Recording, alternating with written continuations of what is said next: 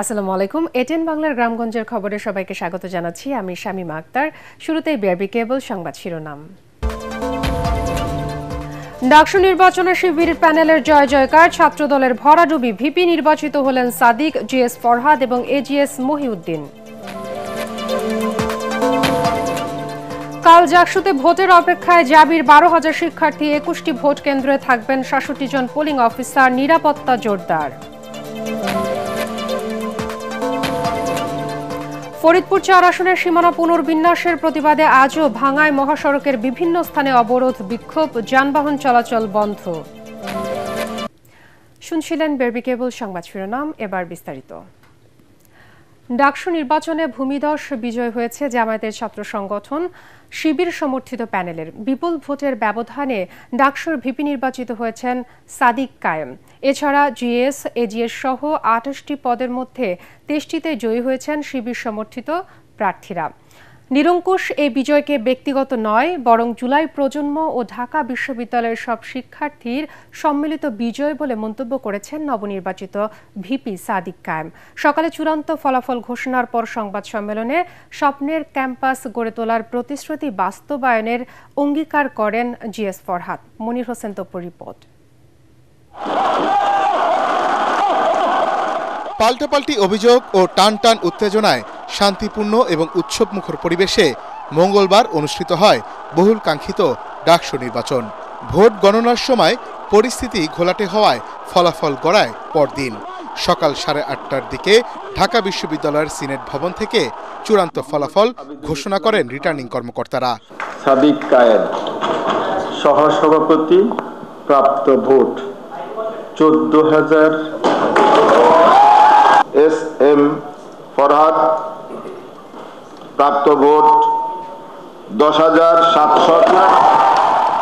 ডাকসুর শীর্ষ 3 পদেই জয়ী হয়েছেন জামাতের ছাত্র সংগঠন শিবির সমর্থিত প্যানেলের প্রার্থীরা। ভিপি নির্বাচিত হয়েছেন শিবিরের সাদিক কায়েম। জিএস পদে জয়ী হয়েছেন একই প্যানেলের এস এম ফরহাদ এবং এজিএস পদে ছাত্র শিবির সমর্থিত প্রার্থী মহিউদ্দিন খান। আলোচিত এই নির্বাচনে ছাত্রদল সমর্থিত প্যানেলের ভরাডুবি হয়েছে। সাদিক কায়েমের নিকটতম প্রতিদ্বন্দ্বী ছাত্রদলের আবিদুল ইসলাম খান পেয়েছেন 5,708 ভোট। একই প্যানেলের জিএস প্রার্থী শেখ তানবীর বাড়ি হামিম পেয়েছেন 5,283 ভোট। ডাকসুর এ ফলাফল প্রত্যাখ্যান করেছে ছাত্রদল সমর্থিত প্যানেল।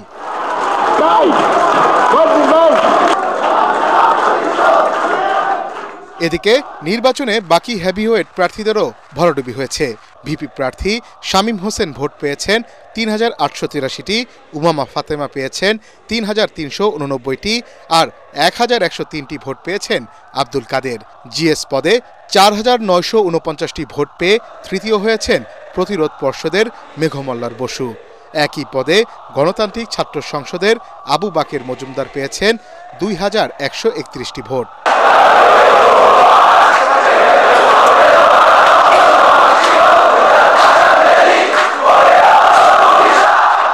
তাৎক্ষণিক সংবাদ সম্মেলনে জয়ের প্রতিক্রিয়া জানান নবনির্বাচিত ভিপি এবং জিএস।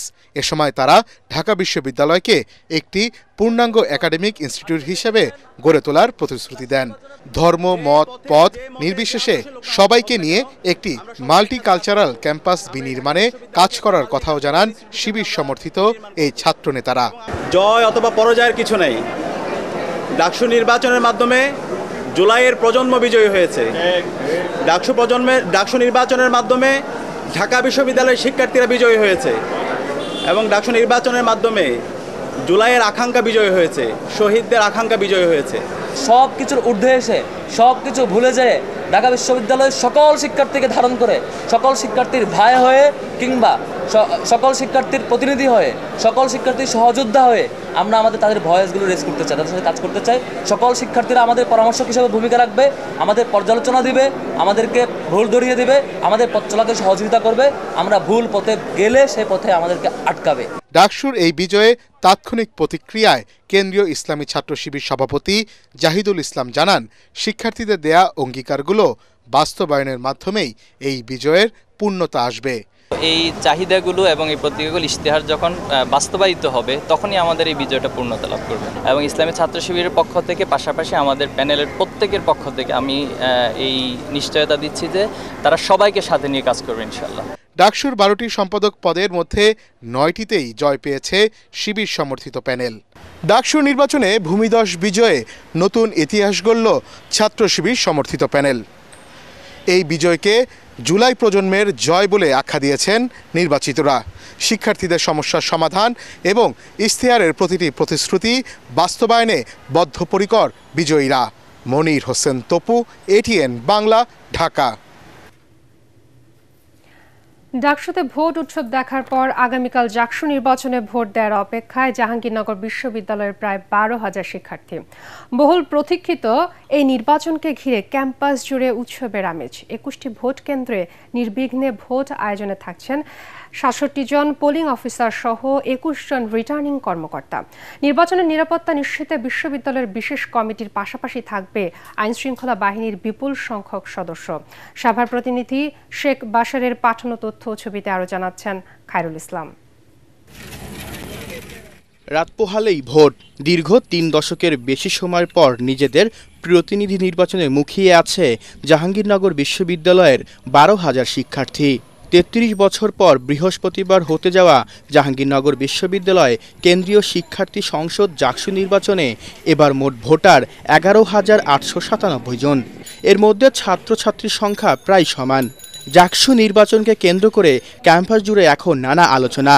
প্রার্থীরা ব্যস্ত শেষ মুহূর্তের প্রস্তুতি ও ভোটের দিনের পরিকল্পনা নিয়ে। শিক্ষার্থীরা বলছেন এ নির্বাচন শুধু নেতৃত্ব বাছাই নয়, এটি যেন শিক্ষার্থীদের অধিকার, স্বপ্ন আর ভবিষ্যতের প্রতিচ্ছবি হয়, সেটাই প্রত্যাশা তাদের। 5 সদস্যের নির্বাচন কমিশন এরই মধ্যে প্রার্থীদের সঙ্গে একাধিক বৈঠকও করেছেন। তবে OMR পদ্ধতিতে ভোট গণনা ও অতিরিক্ত ব্যালটের বিষয়ে শঙ্কা প্রকাশ করেছেন প্রার্থীরা। ডাকসু নির্বাচনে 25টি পদের বিপরীতে ছাত্রদল, ইসলামী ছাত্র শিবির সহ বিভিন্ন প্যানেলে হয়ে লড়ছেন 179 জন প্রার্থী। 21টি হল সংসদে প্রতিদ্বন্দ্বিতা করছেন 445 জন। কেন্দ্রীয় সংসদে ভিপি পদে 9 ও GS পদে লড়ছেন 8 জন প্রার্থী।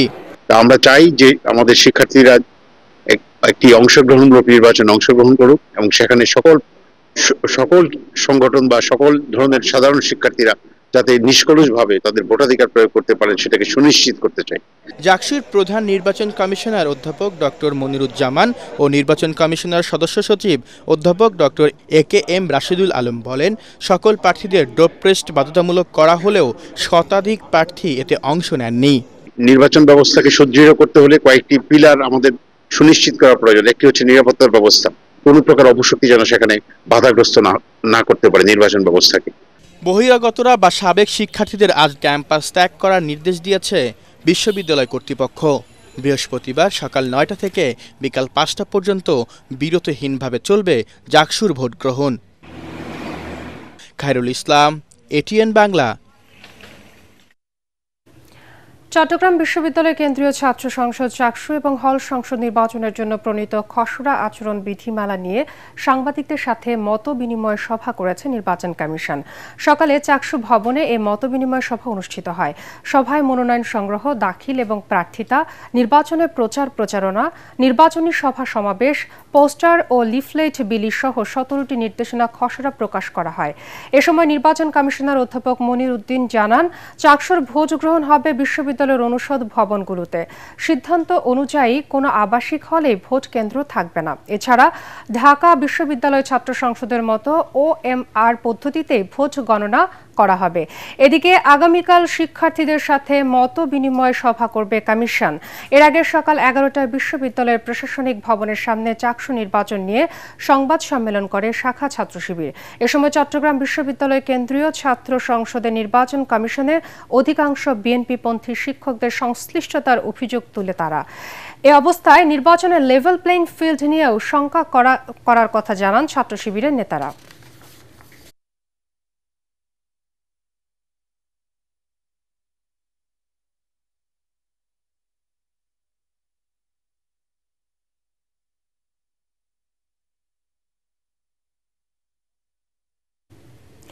ফরিদপুর ৪ আসনের সীমানা পুনর্বিন্যাসের প্রতিবাদে টানা দ্বিতীয় দিনের মতো ঢাকা, খুলনা, ফরিদপুর, বরিশাল মহাসড়কের ভাঙ্গা উপজেলার বিভিন্ন স্থানে অবরোধ এবং বিক্ষোভ করছে স্থানীয়রা।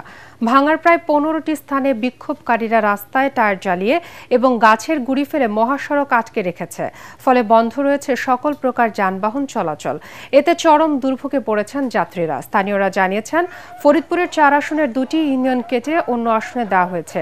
এটি বাতিল করা না হলে তারা অবরোধ কর্মসূচি চালিয়ে যাবেন। এদিকে ঢাকা, খুলনা, ফরিদপুর, বরিশাল মহাসড়ক বন্ধ থাকায় বিকল্প পথে দক্ষিণাঞ্চলের যানবাহনগুলো হলুদিয়া, পাটুরিয়া হয়ে ঢাকায় যাচ্ছে। আর বরিশাল বিভাগের যানবাহনগুলো মাদারীপুরের শিবচর দিয়ে পদ্মা সেতু হয়ে চলাচল করছে। বাগেরহাটে ৪টি আসন কমিয়ে ৩টি করার প্রতিবাদে সর্বদলীয় ঐক্যজোটের ডাকে ৪৮ ঘণ্টা হরতালের প্রথম দিনে জেলার গুরুত্বপূর্ণ সড়ক এবং মহাসড়কে আগুন জ্বালিয়ে এবং গাছের গুঁড়ি ফেলে তা বাস্তবায়ন করেছে সর্বদলীয় ঐক্যজোটের নেতাকর্মীরা। হরতালের কারণে জেলার ১৬টি রুটে দূরপাল্লার কোনো পরিবহন ছেড়ে না যাওয়ায় ভোগান্তিতে পড়েন যাত্রীরা। হরতালের কারণে জেলা জুড়ে দোকানপাটও বন্ধ রয়েছে। জেলা নির্বাচন অফিস, জেলা প্রশাসকের কার্যালয় এবং জেলা দায়রা জজ আদালত সহ গুরুত্বপূর্ণ স্থাপনার প্রধান ফটক বন্ধ করে দেয় অচল প্রায় বাগেরহাট। এর আগে বাগেরহাটের ৪টি আসনের মধ্যে একটি কমানোর প্রাথমিক প্রস্তাব করে নির্বাচন কমিশনের বিশেষায়িত কারিগরি কমিটি। প্রস্তাবে বাগেরহাট ৩ আসনের রামপাল উপজেলাকে বাগেরহাট ২ এবং মোংলা উপজেলাকে বাগেরহাট ৪-এর সাথে সমন্বয় করা হয়। অনেকটা শান্তিপূর্ণভাবে পালিত হলো খাগড়াছড়ির ৩ সড়কে আধাবেলা সড়ক অবরোধ। সকাল ৬টা থেকে বেলা ১২টা পর্যন্ত খাগড়াছড়ি ঢাকা, খাগড়াছড়ি চট্টগ্রাম ও খাগড়াছড়ি সাজেক সড়কে কর্মসূচি পালিত হয়। অবরোধের সমর্থনে সকালে খাগড়াছড়ি চট্টগ্রাম সড়কের চেঙ্গি ব্রিজ এলাকা এবং পানছড়ি সড়কে টেকনিক্যাল স্কুলের সামনে টায়ার এবং গাছের গুঁড়ি পুড়িয়ে বাধার সৃষ্টি করে আন্দোলনকারীরা। এ সময় দূরপাল্লার সব ধরনের যানবাহন চলাচল বন্ধ হয়ে যায়। গত ৭ সেপ্টেম্বর জেলার মানিকছড়ির তবলাপাড়ার অপ্রীতিকর ঘটনার প্রতিবাদে এবং জড়িতদের গ্রেফতারের দাবিতে ইউপিডিএফ সমর্থিত পাহাড়ি ছাত্র পরিষদ, হিল উইমেন্স ফেডারেশন ও নারী আত্মরক্ষা কমিটিটি এ অবরোধের ডাক দেয়। বিশেষ শর্ত ও অনুমতি নিয়ে কাঁচা পাট রপ্তানি করতে হবে বাণিজ্য মন্ত্রণালয়ের এমন প্রজ্ঞাপনের প্রতিবাদে খুলনায় সড়ক অবরোধ এবং বিক্ষোভ সমাবেশ করেছে পাট রপ্তানিকারক প্রতিষ্ঠানের জুট প্রেস বেলিং শ্রমিকরা। এই সমর্থনে বেলা ১১টা পর্যন্ত দৌলতপুর বিজেএ কার্যালয়ের সামনে খুলনা যশোর মহাসড়ক অবরোধ করে রাখে তারা। এতে দীর্ঘ যানজটের সৃষ্টি হয়। এ সময় শ্রমিকরা নানা স্লোগান দিয়ে কাঁচা পাটকে শর্তযুক্ত পণ্যের তালিকা থেকে বাদ দেওয়ার দাবি জানান। শ্রমিকদের আশঙ্কা, শর্ত মেনে কাঁচা পাট রপ্তানি সম্ভব হবে না। সেক্ষেত্রে খুলনা অঞ্চলের ২৫টি রপ্তানিকারক প্রতিষ্ঠান থেকে পাট রপ্তানি বন্ধ হয়ে যাবে। এতে কাজ হারাবেন ৩০,০০০ শ্রমিক। অবৈধভাবে ভারতে অনুপ্রবেশকারী ১২ বাংলাদেশি নাগরিককে চুয়াডাঙ্গার দর্শনা সীমান্ত দিয়ে বিজিবির নিকট হস্তান্তর করেছে ভারতীয় সীমান্তরক্ষী বাহিনী বিএসএফ। দর্শনা জয়নগর চেকপোস্টে পতাকা বৈঠকের মাধ্যমে আনুষ্ঠানিকভাবে তাদের হস্তান্তর করা হয়। তাদের মধ্যে ৯ জন পুরুষ, ২ জন মহিলা এবং ১ জন শিশু রয়েছে। প্রাথমিক জিজ্ঞাসাবাদে জানা যায় তারা ভারতের বিভিন্ন রাজ্যে বসবাস করছিল।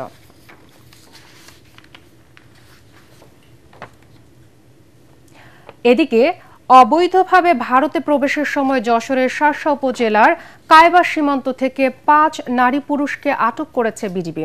গতরাতে সীমান্তের ১৭-৭ এসে ২২ আর পিলারের কাছ থেকে তাদেরকে আটক করা হয়।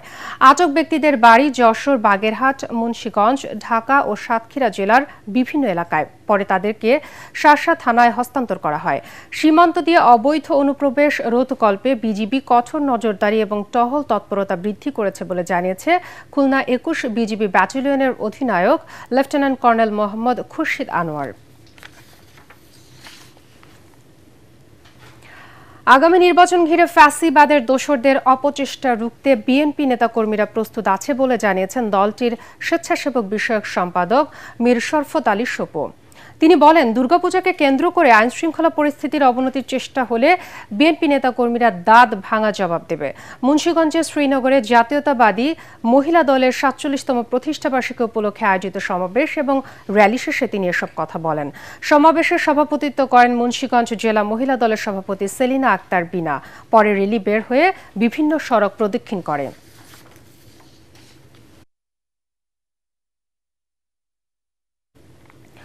দলীয় শৃঙ্খলা ভঙ্গের দায়ে বিভিন্ন সময় বহিষ্কৃতদের ডাকা কথিত কর্মী সমাবেশে দলের নেতাকর্মীদের উপস্থিতি না থাকার আহ্বান জানিয়েছে জামালপুরের বকশীগঞ্জ উপজেলা পৌর বিএনপি ও সকল অঙ্গ সংগঠন। মঙ্গলবার সন্ধ্যায় বকশীগঞ্জ খয়েরউদ্দিন মাদ্রাসা মাঠে প্রেস ব্রিফিংয়ে এই আহ্বান জানানো হয়। এ সময় বকশীগঞ্জ উপজেলা বিএনপির সাধারণ সম্পাদক জাহিদুল হক প্রিন্স অভিযোগ করেন, বিএনপি থেকে বহিষ্কৃত কতিপয় নেতা আগামী ১৩ই সেপ্টেম্বর নূর মোহাম্মদ উচ্চ বিদ্যালয় মাঠে কর্মী সমাবেশের আহ্বান করে প্রচারণা চালিয়ে যাচ্ছে। বিএনপির অগ্রযাত্রাকে বাধাগ্রস্ত করতে তারা ষড়যন্ত্রে লিপ্ত রয়েছে বলেও মন্তব্য করেন তিনি। বকশীগঞ্জ উপজেলা বিএনপির সভাপতি মানিক সওদাগর সহ অন্যান্যরা এ সময় উপস্থিত ছিলেন। বান্দরবান শহরের ঐতিহ্যবাহী মারমা বাজারের অবৈধ টোল আদায় বন্ধ করে দিয়েছে জেলা পরিষদ।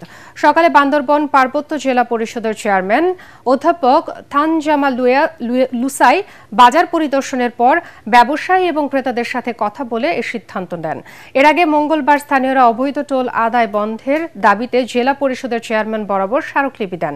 দীর্ঘদিন ধরে বাজার ফান্টের নামে শহরের মধ্যমপাড়া এবং উজানিপাড়ার ঐতিহ্যবাহী মারমা বাজারে হতদরিদ্র পাহাড়ি সহ সাধারণ ব্যবসায়ীদের কাছ থেকে অবৈধভাবে টোল আদায় করে আসছিল একটি পক্ষ। অবৈধ টোল আদায় বন্ধ হওয়ায় সন্তোষ জানান ব্যবসায়ী ও ক্রেতারা।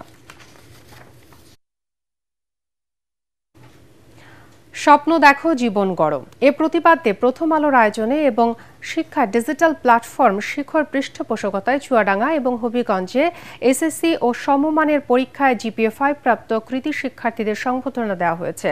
চুয়াডাঙ্গায় ফার্স্ট ক্যাপিটাল ইউনিভার্সিটি চত্বরে সংবর্ধনা অনুষ্ঠানে জেলার 4টি উপজেলার 5 শতাধিক কৃতি শিক্ষার্থী অংশ নেন।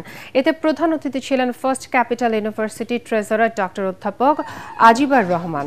অনুষ্ঠানে শিক্ষার্থীদের ক্রাস্ট প্রদান ছাড়াও কুইজ প্রতিযোগিতার বিজয়ী 10 জনকে পুরস্কার দেওয়া হয়। পরে ছিল সাংস্কৃতিক অনুষ্ঠান। হবিগঞ্জ জেলা পরিষদ মিলনায়তনে এ অনুষ্ঠানের আয়োজন করা হয়। বৃন্দাবন সরকারি কলেজের অধ্যাপক AKM মাসুদুল হক এবং সঙ্গীত শিল্পী সৈয়দ আশিকুর রহমান আশিক সহ অন্যান্যরা অনুষ্ঠানে উপস্থিত ছিলেন। এ সময় আয়োজনে এটিএন বাংলা মিডিয়া পার্টনার হিসেবে ছিলেন।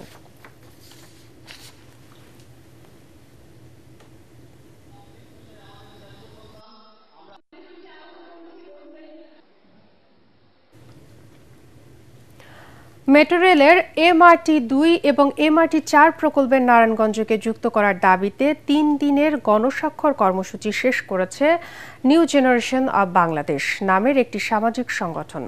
নগরীর চাষারায় শহীদ মিনারে 3 দিনের কর্মসূচিতে জেলার বিভিন্ন পর্যায়ের ছাত্র জনতা এবং পেশাজীবী সহ প্রায় 4000 মানুষ স্বাক্ষর দেন। এরপর দাবি বাস্তবায়নের লক্ষ্যে সংগঠনটির পক্ষ থেকে গণস্বাক্ষরের কপি সহ জেলা প্রশাসক বরাবরের স্মারকলিপি দেওয়া হয়।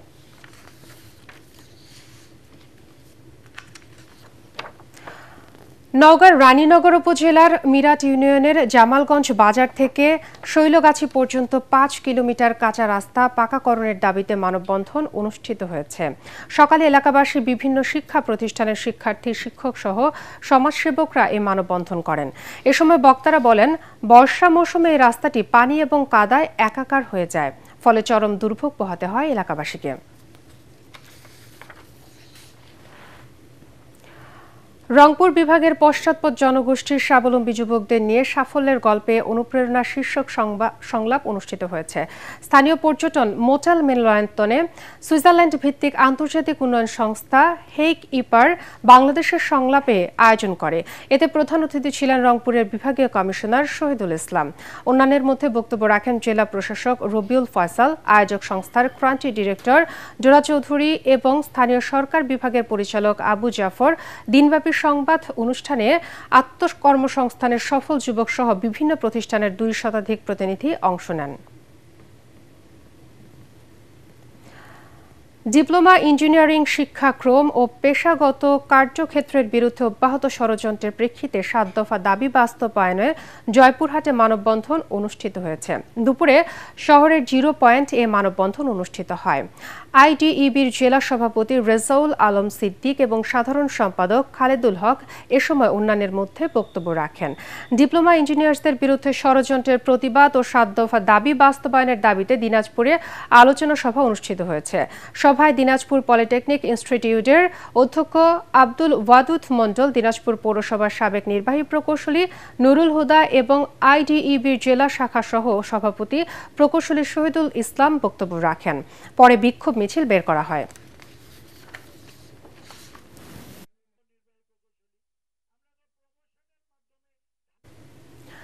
জাতীয় চ্যাম্পিয়নশিপ 2025 ফুটবল প্রতিযোগিতার প্রথম ম্যাচে জয় দিয়ে যাত্রা শুরু করল স্বাগতিক কুমিল্লা জেলা দল। বিকেলে শহীদ ধীরেন্দ্রনাথ দত্ত স্টেডিয়ামে রোমাঞ্চকর লড়াইয়ে ঢাকা বিভাগকে 2-1 গোলে হারিয়েছে তারা। খেলা শুরু থেকেই মাঠে ছিল দর্শকদের তুমুল উৎসাহ আর দুই দলের দারুণ লড়াই। 20 মিনিটে মেহেদীর বাঁ পায়ের দুর্দান্ত শটে এগিয়ে যায় কুমিল্লা।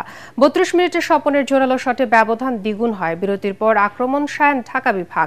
42 মিনিটে আকাশের লং শটে ব্যবধান কমালেও কুমিল্লার রণভাগ এবং গোলরক্ষক শাকিলের দৃঢ়তায় আর ফিরতে পারেনি অতিথিরা।